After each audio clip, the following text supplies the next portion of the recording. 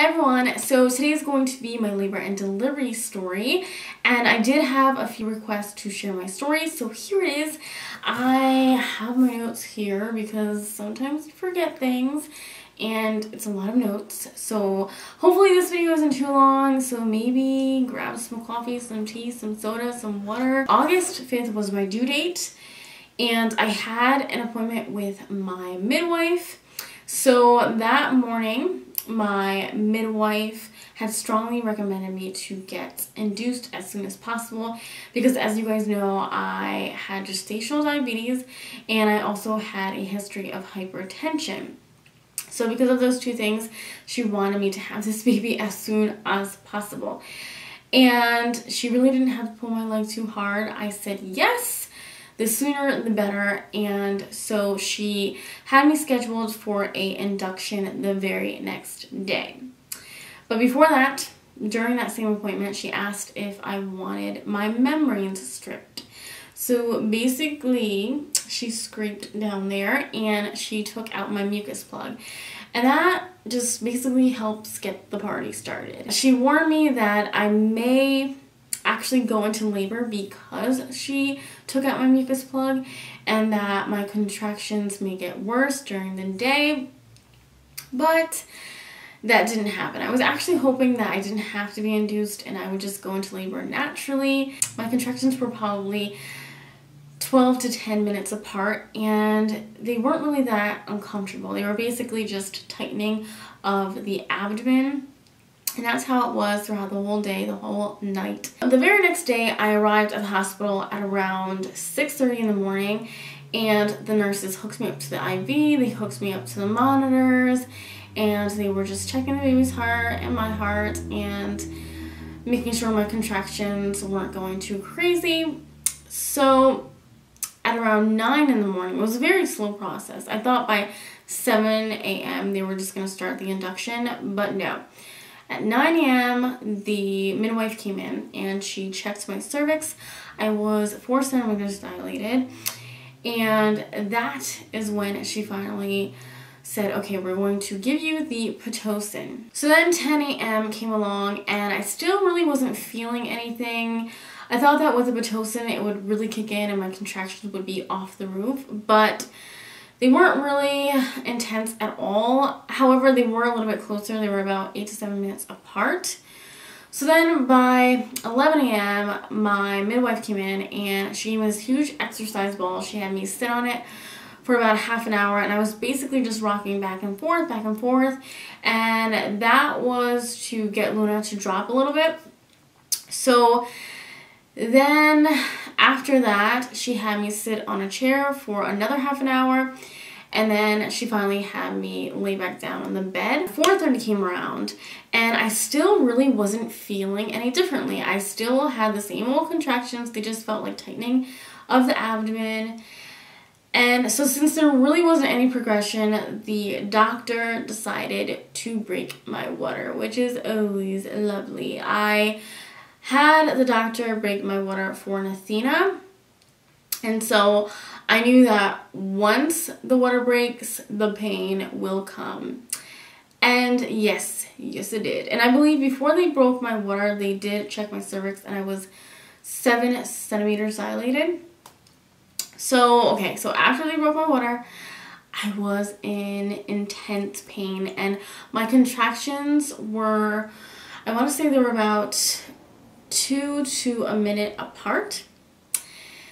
And for an Athena, I didn't get any epidural.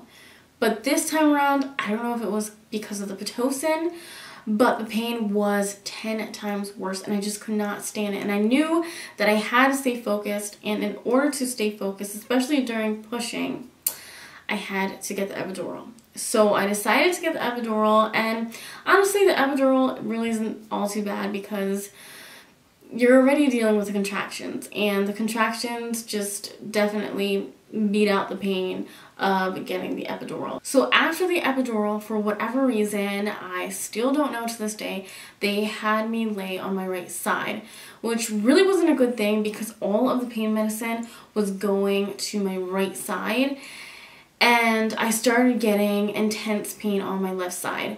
So the pain medication was not balanced whatsoever. So I had to tell the doctor that I still was feeling pain. So they moved me onto my left side.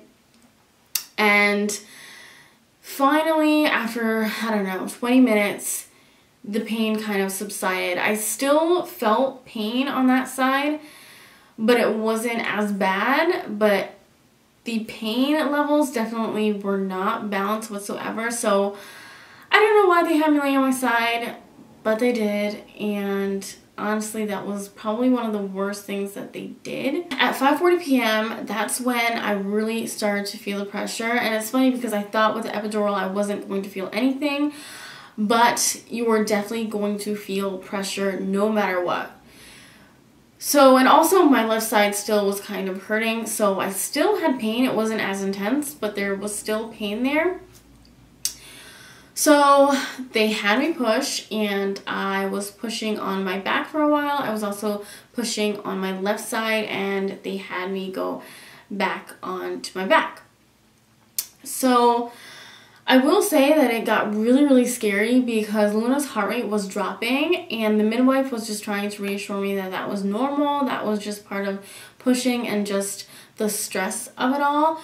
But I can definitely tell that something was wrong just by seeing like the doctor's face and my midwife's face, and my mother was off to the side. I could definitely tell that there was something wrong. Jose was trying to keep his composure, but I knew that there was something off, and I could definitely tell that they really wanted me to get Luna out as soon as possible. I was pushing and pushing and pushing. There was one point where I was just losing oxygen. I was just pushing too hard, and I wasn't breathing properly. That was one thing. You definitely want to breathe properly. I started breathing through my nose instead of breathing through my mouth. So I didn't get enough air. And Jose, he sweetly, reminded me that, you should breathe through your mouth because that's when you will get a lot of oxygen, and it's going to definitely help you push. Because for Nathina, I also, I did the same thing, and pushing wasn't that long, but it definitely took a lot of energy out of me. Also, it was kind of weird pushing with the epidural just because my legs were so heavy. So Jose had to hold one leg, one of the nurses had to hold the other, and I just felt like I couldn't really get a grasp. Like I couldn't push as hard as I could. Like with Nathina, I really put like all my might into it, but I felt like since I was like immobile from the waist down, I really couldn't push to the extent that I wanted to. But it worked out at the end. I just kept on pushing, and by 6:06 p.m., Luna came out. That was when the scary part happened, because we found out that the umbilical cord was wrapped around Luna's neck, and that was the reason why her heart rate had been dropping. So the midwife quickly took the umbilical cord off of her neck. There was also a huge knot in the umbilical cord. I don't know how that happened. So luckily enough, she came out healthy and everything was perfectly fine. But that was really, really scary. I mean, it scared everybody in that room. She weighed 7 pounds and 14 ounces, and she was 20 inches. And soon after I pushed her out, they, of course, put her on my chest, and we had some beautiful skin-to-skin bonding time for about an hour, and then they took her to do some tests and clean her up.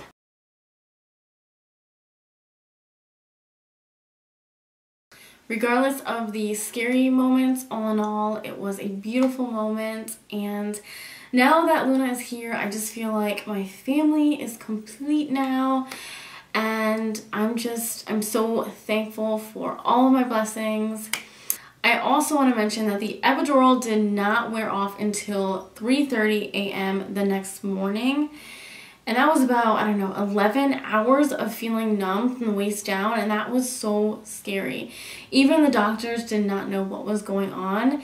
They said that that was the longest time that any patient still had the epidural in their system. So throughout the night, they had to clear out my bladder with a catheter, which is always fun. All in all, would I get the epidural again? No. For Nathina, I did not get the epidural, and I just felt like after I gave birth, I was able to get up, I was able to take a shower, and feel like a human right away. But after giving birth to Luna, having the epidural, I really could not move whatsoever. I couldn't even get up to go to the bathroom. So that really wasn't a great experience in that aspect. And I still have back pain from the epidural. I don't know if that will ever go away, but that's a side effect. So I don't know. I definitely want to get the epidural again, but I don't plan to have any more kids. I am definitely happy with the 2 daughters that I have. So that completes my labor and delivery. I don't want to make this super long, so I'm just going to leave it at that. If you guys have any other questions, leave them in the comments down below, and I definitely will get back to you. And I will see you guys in the next one. Love you guys.